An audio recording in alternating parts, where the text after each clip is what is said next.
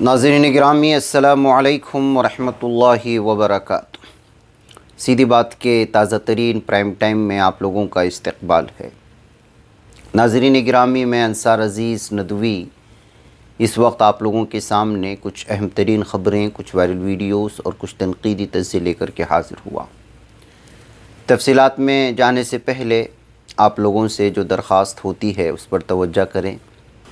नाज़रीन गिरामी, ख़बर आ रही है और अच्छी ख़बर है कि सुप्रीम कोर्ट ने मुफ्ती सलमान अज़हरी साहब की रिहाई का हुक्म दे दिया है, जिसके बाद वो जेल से बाहर आएंगे।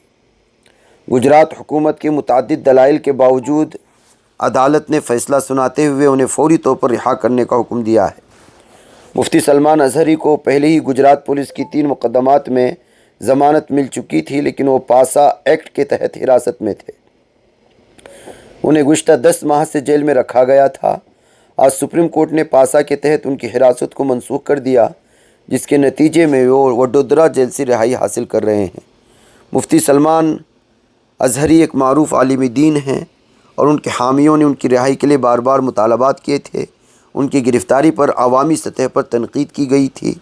कई समाजी तंजीमों ने उनकी रिहाई के लिए आवाज़ उठाई थी। सुप्रीम कोर्ट के फ़ैसले के बाद मुफ्ती सलमान अज़हरी साहब के हामियों ने खुशी का इजहार किया है और उनकी रिहाई को इंसाफ की फ़तह करार दिया है। मुफ्ती सलमान की रिहाई ने एक अहम कानूनी समाजी मामले में नया मोड़ दिया है, जिससे ये वाज़ेह होता है कि अदलिया में इंसाफ की तलाश की जस्तजू जारी है, लेकिन जिस तरह से इस वक्त एक ख़ास मज़हब के ख़िलाफ़ तौहीन करने वालों को आज़ादी दी जाती है और फिर मुस्लिम रहनुमाओं को गिरफ़्तार किया जाता है, इस बात को लेकर के बार बार नाज़रीन गिरामी इस सिलसिले में ऑब्जेक्शन होते हैं, लोगों का एतराज़ सामने आता है। और इसी तरह का मामला मुफ्ती सलमान अज़हरी साहब के वक्त भी हुआ था, जब उनको गिरफ़्तार किया गया, और सूरत हाल जो बनी वो आप लोगों के सामने है। उधर बहराइच में जिस तरह से इस वक्त मुस्लिम नौजवानों को इनकाउंटर किया जा रहा है और जिस तरह से जो है एक मामूली बहाना बना कर के मुसलमानों पर जुल्म व सितम के पहाड़ तोड़े जा रहे हैं इंतज़ामिया की जानिब से और पुलिस की जानिब से, ये अब जो है सियासी मामला बनता चला गया है। यही वजह है कि बहराइच में जो तशद्दुद हुआ और उसके बाद मुसलमानों को इसका मुजरिम करार देते हुए नौजवानों को न सिर्फ गिरफ़्तार किया गया, न सिर्फ हिरासत में लिया गया, बल्कि गिरफ़्तारी और हिरासत के नाम पर इनकाउंटर करके कई नौजवानों को ज़ख्मी भी किया गया। अखिलेश यादव ने बयान दिया कि योगी हुकूमत में इनकाउंटर नहीं बल्कि कत्ल हो रहे हैं, और उन्होंने मुनसिफाना तहक़ीक़ात का मुतालबा कर दिया। समाजवादी पार्टी के सदर और यूपी असम्बली में कायद हिज़्ब इख्तिलाफ़ ने यूपी में पुलिस के मुलज़िमान के साथ हो रहे इनकाउंटर के वाक़यात पर सवालात उठाए हैं। कहा है कि पुलिस इनकाउंटर नहीं करती बल्कि कत्ल की वारदात अंजाम देती है। ये बयान उस वक्त सामने आया जब बहराइच के इलाके में कत्ल केस में मुलव्वस 5 अफराद को गिरफ़्तार किया गया, जिनमें से 2 को पुलिस ने मुबैना मुकाबले के दौरान गोली मार दी थी। अखिलेश यादव ने सहाफ़ियों से बात करते हुए कहा कि योगी हुकूमत ने पुलिस को बिगाड़ दिया है। उन्होंने दावा किया कि सारी दुनिया ने देखा कि यूपी के पहले डीजीपी ने भी हुकूमत के पुलिस मुकाबलों पर सवाल उठाए थे और उनकी राय में उन मुकाबलों को दुरुस्त नहीं कहा गया था, लेकिन ये सिलसिला अभी भी जारी है। नाज़रीन गिरामी, आपको मालूम होना चाहिए कि बहराइच में जो तशद्दुद हुआ उसमें 14 दिन के अदालती तहवील में 5 मुलज़िमान को भेजा गया, जिनकी गिरफ़्तारी के बारे में बताया गया था। इन अफराद को जुमेरात को नानपाड़ा इलाके से गिरफ़्तार किया गया था और सिक्योरिटी वजहात की बिना पर उन्हें अदालत के बजाय सीधा CJM की रिहाइशगाह पर पेश किया गया, जहां से उनके अदालती तहवील का फ़ैसला किया गया है।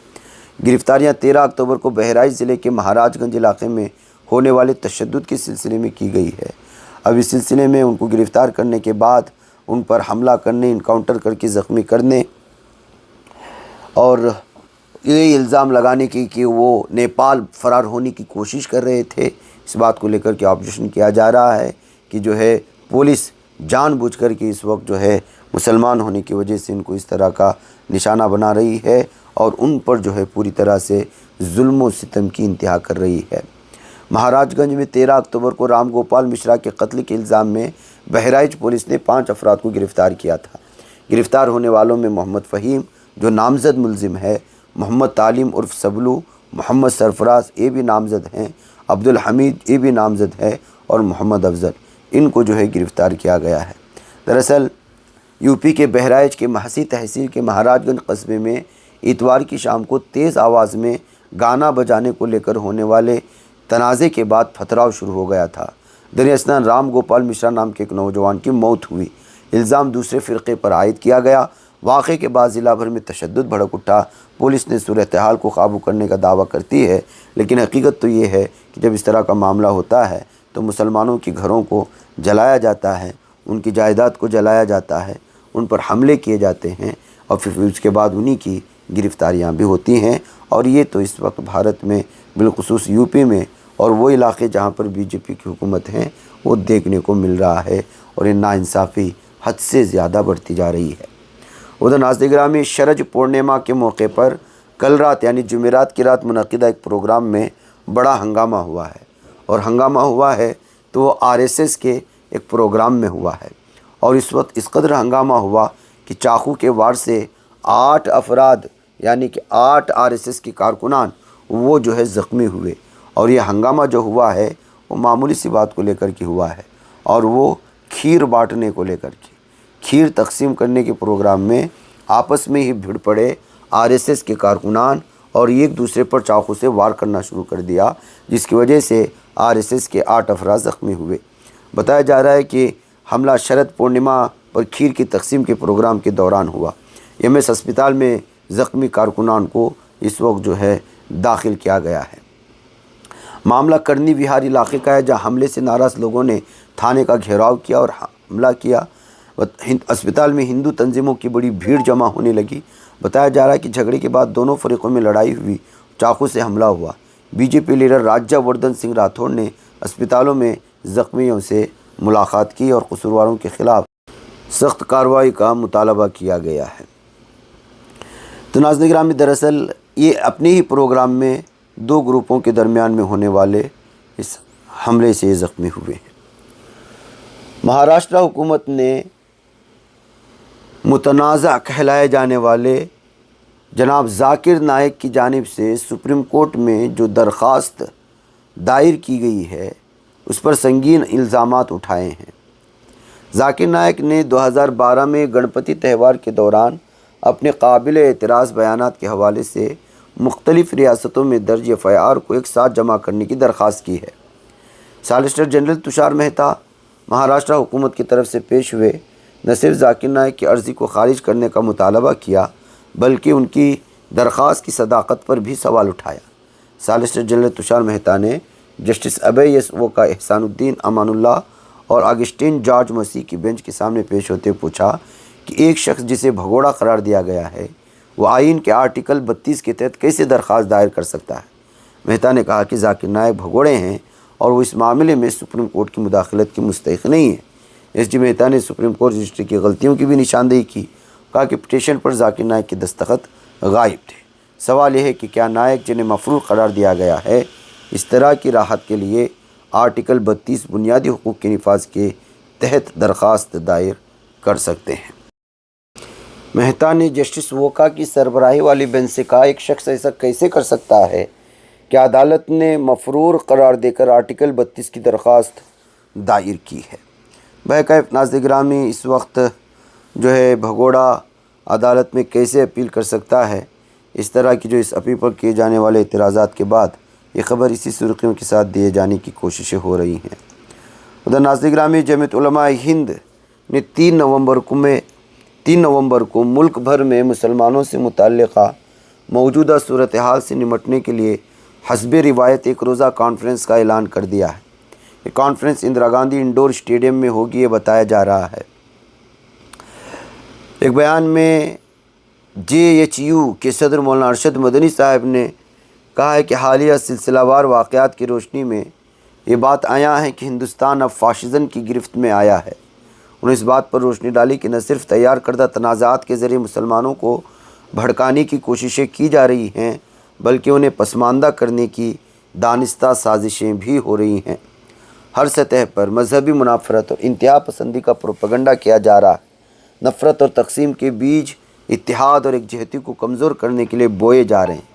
مسلمانوں کو نشانہ بنانے والے نئے قوانین تقریباً روزانہ بنائے جا رہے ہیں، جس میں انصاف کا گلا گھونٹا جا رہا ہے۔ آئین کی بالادستی کو ختم کرتے ہوئے آمرانہ انداز اپنایا جا رہا ہے۔ انصاف اور قانون کی حکمرانی کی جگہ خوف و دہشت کو ہوا دی جا رہی ہے۔ ان حالات کی روشنی میں مولانا مدنی نے زور دے کر کہا ہے کہ جمعیت علماء ہند خاموش نہیں رہ سکتی۔ آج دنیا بھر میں منائے جانے والے آزادی اور جمہوری اقدار ہمارے بزرگوں اور پیشروؤں کی طویل جدوجہد اور قربانیوں کا ثمر ہے۔ انہوں نے اس بات پر زور دیا کہ مہاتما گاندھی، مولانا مدنی، مولانا آزاد اور مفتی کفایت اللہ جیسے آزاد پسندوں نے جس ہندوستان کا تصور کیا تھا وہ نفرت اور جبر سے متعین نہیں تھا۔ اس کے بجائے انہوں نے ایسی قوم کا تصور کیا جہاں لوگ نسل، برادری اور مذہب سے بالاتر ہو کر امن اور ہم آہنگی کے ساتھ رہ سکتے ہیں۔ لہٰذا ہم خاموشی سے کھڑے نہیں رہ سکتے، کیونکہ اس آزادی کو خطرہ لاحق ہے اور اسے ختم کر دیا گیا ہے۔ بہرکیف ناظرین گرامی، مجھے یہاں پر اجازت دیں، انشاءاللہ پھر آپ لوگوں سے ملاقات ہوگی۔ والسلام علیکم ورحمۃ اللہ وبرکاتہ۔ بچ پاتا ہے کوئی صحافی کی نگاہوں سے، ملاتا ہے یہ لوگوں کو محبت کی پناہوں سے۔ کرم اور درد مندی کا ہے ایک سنسار، سیدھی بات عزیمت جرأت و ہمت کا ہے اظہار، سیدھی بات عزیمت جرأت و ہمت کا ہے اظہار، سیدھی بات۔ یہ چینل حق نگر بن کر کچل دیتا ہے فتنوں کو،